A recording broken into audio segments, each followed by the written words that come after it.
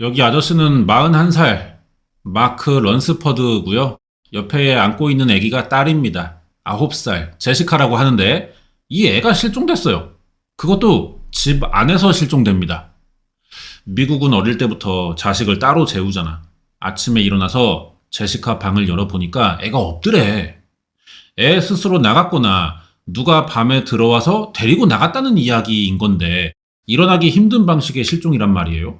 범인이 누구고 애는 살아있는지 오늘 이 사건 알아볼 겁니다. 장소는 일단 미국 플로리다주 시트러스 카운티의 호모세사라는 지역이야. 2005년 2월 24일 막 12시 넘은 시간이었고 가족은 다 자요. 근데 이 마크 런스포드만 거실에서 조그만 전등 하나 켜고 뭘 해? 보니까 커피 타서 보온병에 붓고 있어요. 그리고 차키 챙겨서 집을 나오더라고. 이 사람이 야간 트럭 운전수입니다. 밤에 일하면 돈 더 주니까 야간을 하는 건가 봐. 삐쩍 마른 이유가 있어. 마크가 돈이 좀 필요했나 봐요. 지금 아내 이야기가 아직 안 나왔잖아? 몇 년 전에 이혼했어. 아내에게 뭐 무슨 문제가 있는 건지 모르겠지만 미국에서 아빠한테 양육권을 주는 경우는 드물거든요. 뭐 왜 이혼한 건지 모르겠습니다. 얘기가 안 나와요. 아무튼 이혼하고 딸이랑 이사 갑니다. 어머니도 사별하고 혼자 사시는데 그 집에 들어간 거야. 부양할 사람이 둘이니까 빨리 좋은 집으로 이사 가고 싶었던 거겠지. 한 7시간 운전하고 돌아온대요. 아침에 온 시간이 7시 반이야. 어머니랑 애는 자고 있겠지. 이때 집에 들어오면은 원래는 딸이 막 일어나가지고 아빠를 기다리고 있대. 근데 이날이 뭔가 다릅니다. 마크가 현관문 열었는데 집이 조용해. 아, 애랑 엄마가 아직 둘 다 자나보다 싶어서 조용히 들어가 씻어요. 그리고 화장실에서 나올 때 엄마가 일어났나 봐. 주방에서 요리하는 소리 나더라고. 근데 제시카 소리가 안 나. 왜 얘는 오늘 안 일어날까? 방문이 열려 있어요. 애는 없어. 침대에는 항상 딸이 들고 다니던 돌고래 인형 하나만 남겨져 있다고. 처음에 마크는 딸이 어디 숨어서 아빠 놀래켜주려고 숨바꼭질 하는 줄 알았대. 재미삼아 옷장, 침대 밑 뭐 이런 데 찾다가 점점 진지해지는 거지. 화장실, 커튼 뒤, 창고, 집 주변 아무 곳에도 없어요. 그러고 보니까 이상한 거야. 아침에 집 들어올 때 현관문이 열려 있었거든. 혹시 밖에 나갔나 싶어서 동네 돌았는데 아무도 딸을 본 사람이 없습니다. 경찰서에 전화하는 수밖에 없었어. 제 딸 사라졌고요. 9살, 이름 제시카예요. 사라진 장소는 집 아닌 것 같아요. 잘 모르겠어요. 새벽에 애가 침대에서 자는 거 보고 나왔는데 아침에 돌아와 보니까 없어요. 아동 실종이 어려운 건요. 보통 벌어지고 나서 부모가 늦게 인지한다는 점 때문이에요. 성인이라면 사실 어느 정도 예측이 됩니다. 이 모든 사회의 전반적인 구조와 상식은 성인들이 만들어 놓은 기준대로 따르니까요. 근데 애들은 아직 이 틀에 갇히기 전이야. 자유롭단 말이에요. 어른들이 뒤늦게 그 틀 안에서 애의 생각과 행동을 뒤쫓기는 쉽지 않다고. 그래서 아동 전문가가 따로 있는 거긴 하지만 이런 사람이 경찰을 하지는 않잖아. 진짜 어려운 사건이 일어난 건데 뭐 어쨌든 빨리 수사해야죠. 사건 특성상 아동 생존이 중요합니다. 범인 잡는 것보다. 통계상 이틀 안에 찾아야 돼요. 3일째부터는 거의 죽는다고 보거든. 경찰만으로는 힘들어서 정보력이 좋은 FBI가 투입됐는데 사건을 바로 공개해버려. 아동 실종 수사의 원칙을 깼다고요. 유괴된 거면은 괜히 범인 자극해서 애만 더 위험해질 수 있잖아요. 아빠가 동의했겠죠? 뉴스까지 나와요. 마크가 기자들 앞에서 딸 사진 들고 막 웁니다. 이런 게 이제 FBI의 작전이겠죠. 심리전인 거예요. 유괴 상황이라면 범인에게 측은함을 보여주는 거죠. 범인의 마음이 약해지도록 만들자는 FBI의 작전일 수가 있어. 전체적인 수사 그림을 그려놨을 텐데 이렇게 시작한다는 거는 애 생존율을 보장하는 마지노선인 3일 안에 해결 안 되겠다라고 사실 판단했던 것 같기도 해요. 어떻게 보면 이판사판이죠. 가능성이 희박해 보이지만 0은 아니니까 일말의 기대감을 갖는 시간 벌기 작전 같단 말이야. 결국 범인에게 당장 자수하지 않더라도 일단은 너 좀 멈추고 생각 좀 해보라는 신호인 거예요. 경찰에게 수사할 시간을 벌어주는 셈이 되는 거고. 그럼 이제 경찰 타임인데 집안 조사해보니까 외부에서 강제로 들어온 흔적이 없대요. 그래서 혹시 애가 어리고 여자니까 따로 사는 엄마가 보고 싶어서 무작정 밖에 나왔다가 길을 잃어버렸을 수도 있지 않나 생각했는데 아빠가 딱 잘라. 절대 그런 일은 없대. 뭐 그렇게까지 굳이 확신할 필요가 있나 싶은데. 이유 들어보니까 애 방에 항상 들고 다니는 돌고래 인형이 남아있기 때문에 혼자 어딜 간 게 아니래요. 제시카가 자기 의지로 어딜 갈 생각이었다면 제일 먼저 이 돌고래부터 챙겼어야 한다는 거지. 실제로 제시카 사진을 보면은 거의 다 이 인형을 들고 있대요. 그러면 자기 방에서 잘 자고 있던 애가 대체 어딜 가냐는 건데, 진짜 누가 들어와서 애를 업어갔다고 봐야 할지도 모르겠거든요? 굳이 이렇게까지 해가면서 유괴해야 될 필요도 있나 싶은데, 도저히 사라진 이유를 모르겠어, 일단. 제시카 실종된 지 3주 지납니다. 2005년 3월 19일, 마크의 집에 전화가 와요. 혹시 제보 전화인가 싶어서 아빠가 그동안 전화기 옆에서만 생활했단 말이야. 벨 울리자마자 잡아들었어. 경찰이야. 제시카 찾았대. 아빠가 순간 표정이 좋아졌다가 금방 어두워져요. 애 찾았으면 좋은 소식인데, 아유, 경찰 목소리가 어둡네. 뻔한 거잖아. 유감이래요. 시신으로 발견됐어. 발견 장소가 집에서 가깝습니다. 150m 거리였고요. 쓰레기 봉투를 2겹 쌓아서 땅 속에 묻었더라고. 그리고 중요한 거는 이곳이 옆집이야. 그래서 그 집주인이 체포됐어요. 이 새끼인데 존 쿠이라고 1958년생, 사건 당시에 46, 옆집 아저씨가 제시카 런스퍼드 납치 살인 사건의 범인이라는 겁니다. 아동 실종에 아주 민감한 나라고 FBI가 나서고 친아빠 인터뷰 이런 게 기사가 막 나오잖아. 이거 전국적으로 알려진 사건이었거든요. 그럼 체포했다는 이야기도 전국적으로 나와줘야 됩니다. 범인 잡았다는 기사가 당연히 크게 나왔어요. 그래서 사람들은 애를 못 구한 건 안타깝지만 이 새끼 잡은 게 그나마 다행이다. 알아서 법으로 잘 조져주겠지 싶었거든요. 근데 이 사건은 체포 후가 진짜야. 기사가 계속 더 나와. 사건을 입증하고 재판까지 가는 흐름이 일반적이지 않았다는 이야기겠죠. 첫 번째는 범행 과정이에요. 범인인 존 쿠이가 이 새끼 트레일러에 살거든요. 이동식 건물 컨테이너 박스 같은 그런 건데 이 집 마당에서 시신을 발견한 거야. 상태가 너무 안 좋았대요. 제시카가 2겹으로 싼 쓰레기 봉투에 들어가 있었잖아. 안쪽에 쓰레기 봉투만 찢어져 있는데 이게 손톱으로 찢은 모양이고요. 중요한 거는 바깥이 아니라 안에서 긁어 찢어진 모양이라는 겁니다. 생매장 됐단 얘기지. 아니 놈이 그럼 이해가 더 안 되잖아. 무슨 목적으로 남의 집 들어가서 애를 데리고 나와 생매장을 왜 하냐고. 뭐 미친놈이니까 그랬다 쳐. 그럼 이게 진짜 가능한 범행인가 싶은데 이런 걸 확인해야 이 새끼를 뭐 사형을 하든 무기징역을 하든 화형시키든 결정할 수 있잖아요. 다시 그날 사건으로 돌아가 봐야 돼요. 2005년 2월 24일 날짜가 지나간 자정, 야간 트럭 운전하는 아빠가 출근하러 집 밖에 나갔고 아내는 이제 할머니랑 제시카만 자고 있는 거지. 범인인 존 쿠이는 옆집 살아서 이 런스포드 가족이 언제 밥 먹고 언제 자는지, 제시카의 방 위치, 아빠가 외출하는 시간, 이런 생활 루틴을 잘 알고 있었어요. 오랫동안 지켜봐 왔다는 얘기야. 이 새끼는 예전부터 제시카를 노리고 있던 거죠. 여러 번 납치를 시도해 왔는데 낮에는 항상 할머니가 옆에 있고 밤에는 아빠가 문 단속 잘 하니까 매번 집 앞까지 왔다가 돌아가기만 했었다는 겁니다. 이날도 마크가 출근하는 소리를 들었는데 평소랑 달라. 철컥거리는 소리가 안 나는 거야. 현관문을 안 잠근 것 같아요. 오늘은 열려있나 보다 싶어서 밤에 집을 찾아간 거지. 진짜 문이 열려있더라고요. 그래서 그냥 손으로 잡아 열고 걸어 들어간 거예요. 경찰이 현장 감식에서 침입의 흔적이 없었다는 게 이유가 이겁니다. 창문 따서 타 넘고 그랬던 게 아니라 이 집 사는 사람들처럼 현관문 열고 들어간 거라고. 바로 제시카 방에 갔어요. 돌고래 끌어안고 자는 애를 들쳐안고 밖을 나온 거죠.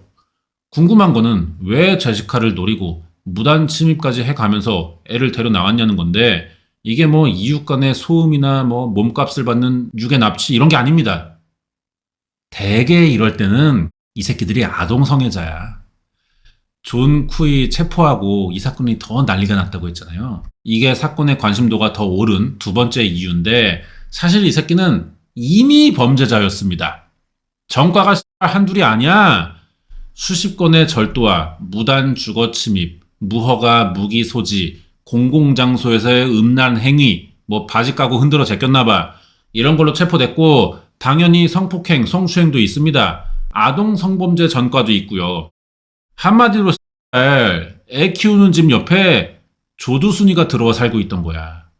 그러면 이 사실을 애 아빠나 할머니가 알고 있었냐는 건데 몰랐으니까 그냥 서로 인사하면서 살았던 거지. 옆집 사람이 두순이면은 어떤 딸 키우는 부모가 거기서 살겠어요. 진작에 난리가 나거나 빚을 내서라도 다른 데 이사 가겠지.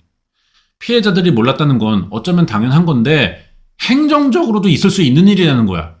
애가 사라졌는데 옆집에 아동 성범죄자가 살아? 이 새끼부터 조져보는 게 수사의 정석 아니에요? 왜 경찰은 이 새끼 잡는데 3주가 넘게 걸렸냐는 거지. 미국은 또 아동 성범죄자 관리가 빡세기로 유명하잖아. 이 사건 전까진 허술했습니다. 이건 더 자세히 알아보고 있다가 일단은 존 쿠이라는 새끼 얘기를 더 해볼게요. 존 쿠이는 원래 이 동네 사람이 아니야. 조지아주에 살았대요. 사건이 일어난 플로리다랑은 차로 6시간 넘는 거리인데 얼마 전에 이사 온 거지. 불법 약물 소지로 빵에 들어갔다가 나오면서 일자리가 끊기니까 여동생 집에 얹혀 살러 왔던 겁니다. 거기가 런스포드 가족의 옆집이었을 뿐이고. 이러니까 성범죄자가 사는 걸 몰랐던 거야. 이 새끼 얹혀 살러 왔는데 전입신고 같은 걸 했겠어요? 해봤자 경찰 감시만 받지. 그래서 런스포드 가족과 여동생은 알고 지내지만 존 쿠이까지 알고 지내는 사이는 아니었어. 우연히 마당에서 혼자 노는 제시카를 발견했고 그때부터 이 새끼가 노리기 시작한 거지. 그러다 결국 자고 있던 애를 납치했고 지방에서 3일간 옷장에 가둬놓고 성폭행합니다. 이때까지도 애가 살아는 있었어요. 손이 묶이고 갇혀 있었지만 살아 있었다고. 여기서 또 이상한 건 여기가 지 집이 아니잖아. 여동생 집이잖아. 여동생이 결혼해서요 애도 있고요. 그 애도 결혼해서 애를 낳았어. 같이 산다고. 존 쿠이까지 6명 사는 집인데 아무도 제시카를 납치해서 방에다가 며칠 가둔 걸 몰랐다는 거지. 여기가 2층 집도 아니고 그냥 트레일러예요. 어떻게 이럴까 싶은데 이 새끼가 잘 감췄나 봐. 재갈도 물리고. 근데 사건이 전국적으로 알려지고 맨날 신문기사 일면이고 하니까 불안해진 거야. 그래서 사건을 감추기로 합니다. 애를 쓰레기 봉투에 담아서 땅속에 묻었어. 근데 애가 순순히 들어가겠어요? 집에 보내줄 테니 들어가라고 하니까 애가 믿은 거지. 근데 머리 위에서 봉투 묶이는 소리 나고 흙 덮는 소리 나니까 발버둥 치다가 봉투를 찢은 건데 두 겹이고 애가 이미 지쳐가지고 힘이 없어. 그나마 안쪽에 한 겹 겨우 찢으면서 땅에 묻힌 거죠. 결국 땅속에서 숨이 막혀 질식사한 거예요. 제시카를 처리하고 나서 이 새끼는 원래 살던 조지아로 넘어갑니다. 자기는 플로리다에서 산 적이 없던 것처럼 할 생각이었는데 그게 정말 되겠니? 경찰이 옆집 탐문조사 왔다가 얼마 전에 잠깐 있다간 존 쿠이 이야기를 들었고 조회해보니까 이 새끼가 성범죄자인데 사건이 일어나고 돌아갔어? 바로 주소지 찾아서 만나본 겁니다. 이 새끼가 그때 아무렇지도 않아. 여동생네 집에서 며칠 지내긴 했는데 일자리 구하려고 돌아온 거다. 나는 사건과 관련이 없고 이웃집 애가 실종됐다는 것도 여기서 뉴스를 보고 알았다. 그냥 주둥바리 열면 다 구라야. 이런 게 오히려 경찰의 의심을 더 샀대요. 왜? 모든 범죄 중에 재범률이 제일 높은 게 아동 성범죄입니다. 이 새끼는 그동안 무슨 사건만 나면은 경찰이 제일 먼저 찾아가서 만나보는 새끼였단 말이야. 그러면은 얘는 지가 아니면은 억울한 일도 있을 거 아니에요. 경찰 보자마자 아우 저 아니에요. 가 먼저 튀어나와야 하는데 정말 태연하게 자기가 나름 주장해 가면서 알리바이 대고 경찰을 납득시키려고 했잖아. 이런 게 보통의 성범죄자들과 다른 태도였다는 거죠. 의심되지만 그래도 경찰은 당장 체포할 증거가 마땅치 않았어요. 참고인 조사만 하고 돌려보냈어. 조는 집에 가면서 지가 경찰을 잘 속였다고 뿌듯해했다는데 사실은 반대죠. 조지아주에서 경찰은 사건이 일어난 호모세사 경찰에 이 조사 내용을 보내줍니다. 참고인 조사했던 거. 바로 이 새끼가 살던 옆집 방을 수색했고요. 옷장과 침대에서 피 묻은 매트리스 베개를 발견했어. 이 DNA가 제시카 런스포드였던 거야. 이렇게 체포된 겁니다. 체포되는 상황도 이 새끼가 생각을 해봤던 건지 바로바로 자백하더라고요. 그래서 묻은 장소가 나온 건데 이게 150m 떨어진 옆집이었던 거고. 사건 다 드러났고 범인 잡았어요. 제시카 아빠의 심정이 어떻겠냐? 옆에 있는 여자는 이혼한 엄마입니다. 아빠 심정이 존나 미치는 거지. 그냥 딱 한 번 실수로, 그것도 이게 뭐 엄청난 실수예요? 생명의 위협을 느껴서 그동안 문단속을 해오고 있던 건 아니잖아. 상식이고 습관처럼 해오는 일뿐인데 그날 딱 한 번 깜빡해서 딸이 실종돼 살해된 거잖아요. 이런 사건 전체의 내막이 공개되자 이제 그 이야기가 나오기 시작합니다. 아동 성범죄자의 관리소울. 이런 새끼가 아무 문제 없이 줄을 막 넘나들고 여자애가 사는 옆집에도 살았는데 아무도 몰랐다는 거야. 과거의 혐의들도 보니까 처벌이 약했어요. 금방 풀려나와서 똑같은 짓 반복하고 살았던 거지. 뭔 도둑질도 아니고 아동 성범죄인데 관리 조금만 했으면 이거 일어나지 않아도 될 사건이었거든요. 그래서 생겨난 법이, 미국도 뭐 다 똑같나 봐, 사람 사는 데가. 뭔 일 터지면 여기도 특별법을 만들어요. 제시카 런스포드 특별법이라는 게 생깁니다.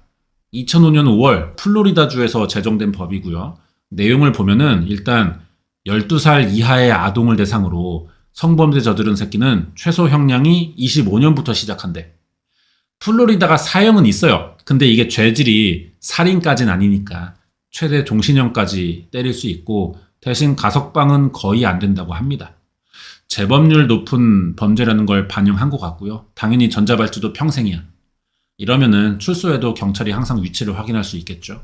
사는 곳도 애들 자주 가는 장소가 있잖아요. 학교, 놀이터, 버스 정류장 이런 데랑 최소 600m는 떨어져야 살 수가 있어요. 당연히 동네 주민센터 사이트에도 신상 공개되고. 플로리다주에서 처음 시작했고 지금은 40개 주 이상에서 아동 성범죄자의 최소 형량 강화, 출소 후 위치 추적 이런 게 포함된 아동 성폭행범 관련 법안도 시행 중이거든요. 우리가 지금 미국은 아동보호법이 빡세다 이렇게 알고 있는 게 다 이게 제시카 특별법입니다. 이 법안을 추진한 사람이 아빠 마크 런스포드고, 자기는 딸을 못 지켰지만 같은 일 또 생기면 안 된다, 그런 취지로 이 법을 추진했대요. 그럼 범인은 어떻게 됐냐? 체포 2년 만인 2007년 3월 7일 재판 열렸는데 혐의 입증 다 됐지. 무단침입, 납치, 아동 성폭행, 1급 살인으로 12명의 배심원이 10대 2로 의견이 갈리긴 했는데 사형 나왔습니다. 2명도 무죄를 주장한 건 아니에요. 사형까지는 과하다는 입장이었고, 이유는 이 새끼가 빡대가리야. 어릴 때 정서적 학대를 받았고 그렇게 자라면서 지능이 정상인에 비해 좀 딸린다라고 변호사가 주장한 게 인정된 거죠. 플로리다는 정신장애가 있는 범죄자에게 사형을 금지하는 법이 있어요. IQ 70부터 지적장애라고 보는데 이 새끼는 78이야. 이걸 기준으로 사형은 과하다, 이런 입장이었던 거죠. 그래도 다수결로 사형 나왔고 꽤 합리적인 깔끔한 판결이었던 것 같아요. 대신 형이 집행되진 않았습니다. 한 2년 빵 생활하다가 2009년 9월 30일에 지병이 있었대요. 감옥에서 병으로 뒤졌어. 사형도 절차가 있고 뒤질 새끼들이 하도 많아가지고 번호표 뽑고 기다린단 말이야. 거기에 사형은 또 예정에 없는 일이라 마냥 줄 서고 대기만 하는 거잖아. 이 기간에 집행해서 조져야 이게 완전한 정의구현 실현인데 지가 아파서 뒤진 걸 어떻게 해, 사람들이. 불가항력이잖아. 그래가지고 좀 허무하게 끝나긴 했거든요. 이런 일이 있었습니다. 그래서 아동보호법이 세계적으로 강화된 이유가 이 사건 때문이었다는 걸 좀 알아두면 되겠습니다. 여기까지고 다음 주에 새 사건 준비해서 올게요.